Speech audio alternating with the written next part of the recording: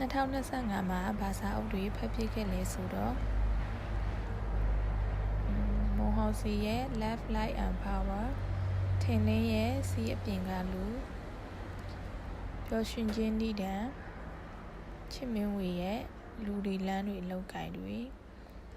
လင်းရောက်စဉ်ရဲ့ငါးသွမ်းကရှိတယ်နုံနုံနဲ့ရုပ်ကစိုးမွန်ဟော်စီရဲ့လူတရနောက်တစ်အုပ်ကမွန်ဟော်စီရဲ့ဂျင်းနဲ့စာလန်ခွဲခြင်း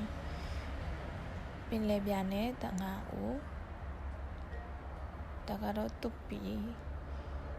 နောက်တစ်အုပ်လည်းတုတ်ပီပဲနောက်ဆုံးတစ်အုပ်ကမြန်မာပြည်မြောက်ပိုင်းဆရာနွဲ့နွဲ့ရေးထားတဲ့မြန်မာပြည်မြောက်ပိုင်းဖတ်ခဲ့တဲ့ထဲမှာဘယ်စာအုပ်တွေကျဲဆုံးလဲဆိုလို့ရှိရင်တော့ဆရာချစ်မင်းဝေရဲ့လူတွေလမ်းတွေအလောက်ကိုင်းတွေနဲ့ပတ်သက်ကြောင်းတွေအိစာအုပ်ကိုရမ်းကြိုက်တယ်